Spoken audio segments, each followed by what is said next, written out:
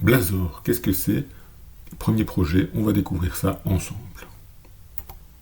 Alors Blazor, qu'est-ce que c'est? C'est du .NET en front qui permet d'appeler du .NET en back.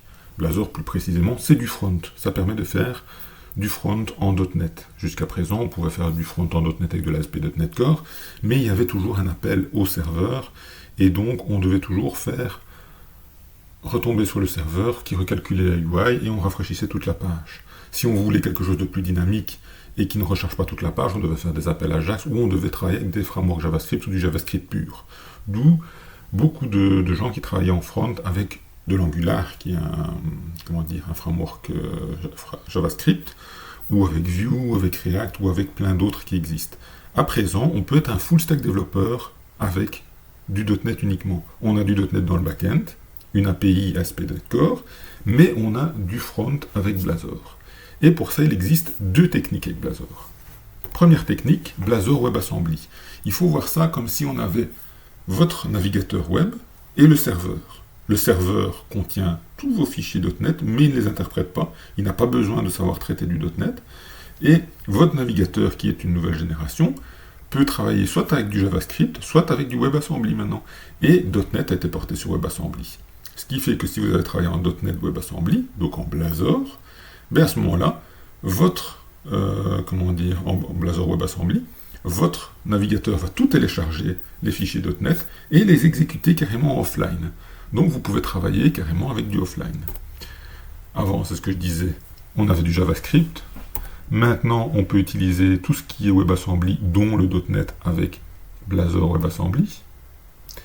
Avantage, pas besoin d'un hébergeur .NET. Comme je vous disais, les fichiers sont hébergés dans l'hébergeur, dans le serveur, mais ils sont lancés en runtime dans le WebAssembly de votre browser. Donc, vraiment, côté client. On a un mode déconnecté facile, puisque si vous perdez la connexion, tout est déjà téléchargé, on peut continuer de travailler. Inconvénient, tout le code .NET est téléchargé côté client, donc ça devient un client lourd, la sécurité est moindre parce que tout votre code est là. Et alors, c'est pas éprouvé à 100% dans le sens où Blazor Server, c'est déjà un peu plus éprouvé, les frameworks JavaScript sont bien éprouvés, mais Blazor WebAssembly, c'est assez récent encore. Usage, les applications clientes hors ligne. Ensuite, on a Blazor Server. Là, on se retrouve un peu comme l'ASP.NET Core dans le sens où, mais c'est pas tout à fait ça, je vous explique. On travaille sur le serveur qui doit, lui, savoir gérer ASP.NET Core, donc lui va faire le travail de calculer la UI en fonction de tout ce qu'on lui demande, et va renvoyer la UI. Vous allez me dire, ça ne change rien. Alors, si, dans le sens où votre client et votre UI, votre client et votre serveur sont liés avec un lien signal R. Et donc, votre client, quand il doit se rafraîchir, fait une demande par signal R au serveur qui renvoie la partie des composants à rafraîchir.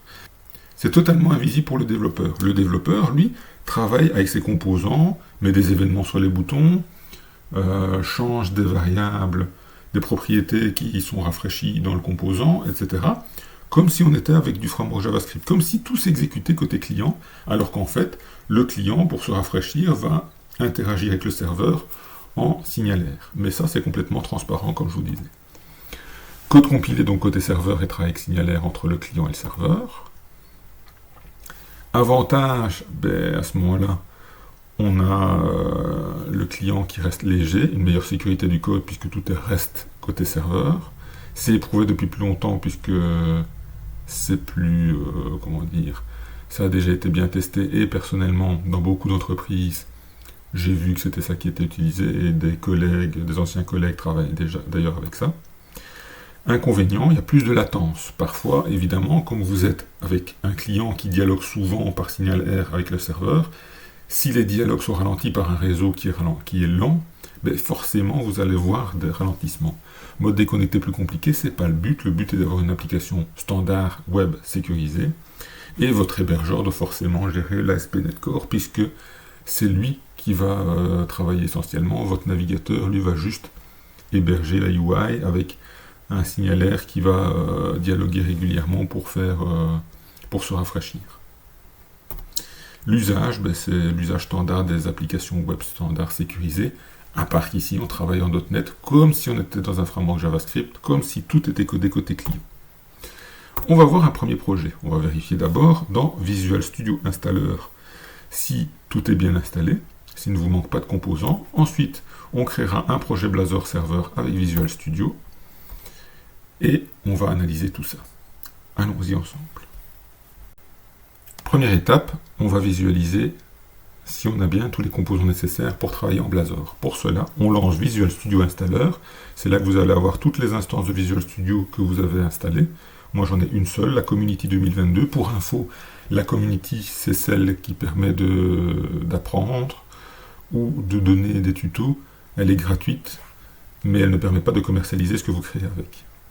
Vous faites modifier, et là, vous allez avoir tous les composants, tout ce que vous avez installé. Si vous avez coché directement développement web et ASP.NET, à ce moment-là, vous avez tout ce qu'il vous faut. Dedans, vous allez voir, vous avez également tout ce qui est .NET WebAssembly, c'est ce qu'on parlait tout à l'heure pour faire du Blazor WebAssembly. Maintenant qu'on a vérifié que tout est bien installé, on va pouvoir démarrer notre premier projet. Lançons donc Microsoft Visual Studio et créons un tout nouveau projet qu'on va appeler Blazor Test Server. Ici, on va commencer par rechercher tous les projets qui contiennent Blazor et on voit qu'on en a 3 principaux. Les autres, n'en parlent pas ici. Ce ne sont pas des projets complets, ce sont juste des morceaux de projets. On a Blazor Web App. Blazor Web App, c'est vraiment pour créer n'importe quoi comme Web App, que ce soit un client ou un serveur. On a Blazor Server avec là déjà un exemple. Vous allez le voir après, c'est celui-là qu'on va utiliser. Et le Blazor WebAssembly autonome, c'est, comme je disais, un projet complètement autonome qui s'exécutera côté client avec vraiment tout en mode déconnecté. Nous, on va travailler en Blazor Server. Donc, on va faire Blazor Server App. Voilà. On va travailler en .NET 6 pour notre exemple. Configuration HTTPS. Et on va lancer ça. Voilà, notre projet est à présent créé. On voit qu'en fait, on a un projet comme une application web standard. On va regarder maintenant le code. Tout commence toujours par le fameux programme.cs. Dedans, on a des using, comme dans une web API. On a un create builder, comme dans une web API. À part que sur notre builder, on ne va pas ajouter tout ce qu'il faut pour les web API, on va ajouter tout ce qu'il faut pour Blazor. Alors Blazor, c'est quoi? Ça travaille avec des pages Razor. C'est de l'HTML mélangé avec certains tags qui permettent d'appeler des fonctions ou des méthodes ou des variables .NET. Donc on va lui ajouter tous les services nécessaires pour gérer les pages Razor. On va lui ajouter aussi tout ce qui est nécessaire pour gérer Blazor côté serveur, puisqu'on est en Blazor serveur. Et pour l'exemple ici, Microsoft nous a mis à disposition une petite business logic, un petit service pour faire du weather forecast. Donc il va faire en fait nous renvoyer de la météo de manière aléatoire pour notre page de test. Une fois qu'on a configuré notre builder, on va faire un build dessus pour créer notre application, comme dans les web API. Jusque-là, rien de bien sorcier. Bon. Si on n'est pas en mode développement, on va utiliser l'error handler, l'exception handler, on va utiliser HTTPS. Dans tous les cas, on fait une redirection HTTPS, comme ça, si on fait un HTTP sur notre page, on redirige sur l'HTTPS. On va utiliser les fichiers statiques. On va utiliser aussi le routing, ça c'est une chose importante, puisque si on fait un slash quelque chose, il faut qu'il puisse router. Soit c'est une route qui existe et redirige vers la page, soit c'est une route qui n'existe pas, il doit faire un fallback. D'où le map fallback to page / _host. Si on va voir dans les pages, on a bien un underscore host qui est là, qu'on verra par la suite.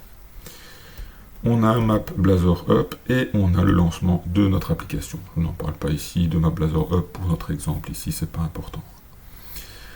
Alors, faisons un petit tour côté settings. Vous avez les settings comme dans les web API, c'est-à-dire un appsettings.json ou un appsettings.development.json. Donc si vous êtes en environnement de développement, à ce moment-là, c'est celui-là qui sera chargé. Vous voyez simplement que ici, dans le logging, on a un niveau différent de logging, c'est tout. Alors, on a notre application principale. Comme dans tous les trucs, tous les frameworks JavaScript, ben ici, on ne fait pas exception. On a une application, un app général. C'est lui qui contient l'objet routeur. Le routeur, qu'est-ce qu'il fait? Ben, il va vérifier notre route. Si elle est trouvée, ben, à ce moment-là, il utilise le route data, donc les données de route, et il va utiliser le main layout. S'il ne le trouve pas, on va mettre un titre de page not found. On va utiliser comme layout toujours le main layout, à part qu'on va ajouter comme alerte sorry, there's nothing at this address. Alors, qu'est-ce qu'on a derrière ce main layout? On va regarder tout de suite. On va dans le main layout, qui est dans les composants shared ici. Et dedans, qu'est-ce qu'on a? On a notre page principale. Une page title. On a une div page qui représente notre page complète. On a une sidebar sur la gauche avec un nav menu qui est ici.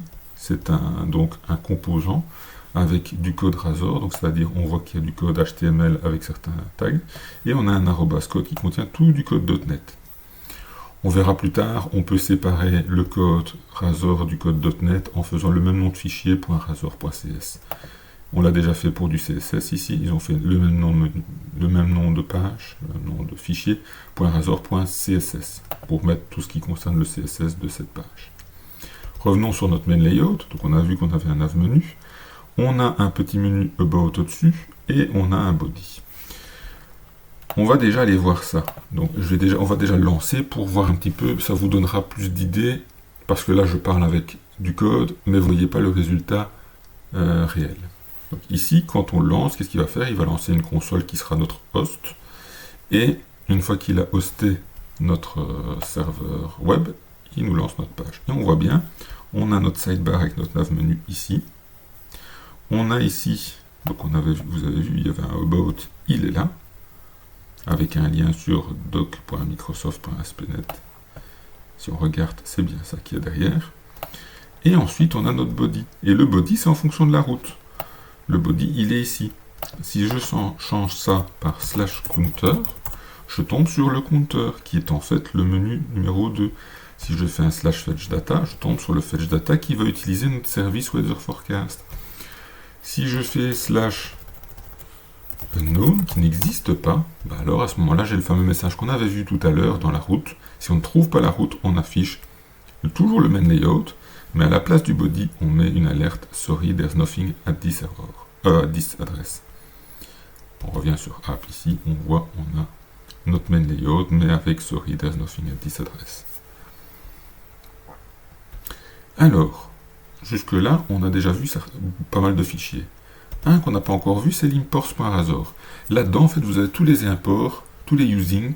Comme en .NET, on a toujours des using. On doit parfois les répéter un peu partout, parce qu'on a les mêmes using. Ici, vous mettez tous les using communs à tout le monde, ici dedans. Et c'est comme si vous utilisiez ces using-là partout, dans tous vos fichiers Razor. Dans Data, vous allez voir, vous avez en fait votre modèle, le modèle de météo, puisque vous avez vu, quand on fait un fetch data, on a en fait le weather forecast, donc un exemple qui renvoie de la météo. Donc c'est notre modèle qui devrait être vraiment dans un autre projet qui s'appelle le modèle. On a aussi un service qui devrait être dans une business, un projet business, mais bon ici pour l'exemple ils l'ont fait là, qui renvoie simplement aléatoirement, voilà, il y a un random de température. Alors, qu'est-ce qu'on n'a pas encore vu? On n'a pas encore vu le host, mais ça c'est ce qu'on disait. Et si on a une erreur, on tombe sur la page d'erreur. Le fetch data, c'est quand on arrive sur le /fetch data. On voit d'ailleurs que la route en fait elle est ici, /fetch data. L'index, c'est quand on tombe sur le slash, et le /counter, il est là. Vous allez me dire, c'est quoi surveille prompt? Si on regarde dans index, en fait, on a un composant ici, surveille prompt, avec un titre How is Blazor working for you? Et en fait, le surveille prompt, c'est simplement un exemple de composant Razor qui en fait contient du code HTML, du code Razor et le code C# avec un paramètre. Donc c'est quelque chose qui est passé au composant, le title, qui lui est réutilisé ici. Voilà, on a fait le tour d'une première application. Je ferai d'autres tutos à ce sujet, donc n'hésitez pas à vous abonner. Si vous avez des commentaires, si vous avez déjà utilisé Blazor ou que vous avez des envies particulières de tutos, n'hésitez pas à me le mettre en commentaire. Lâchez un petit pouce, ça fait toujours plaisir aussi. Et je vous dis à très bientôt pour du nouveau développement web facile.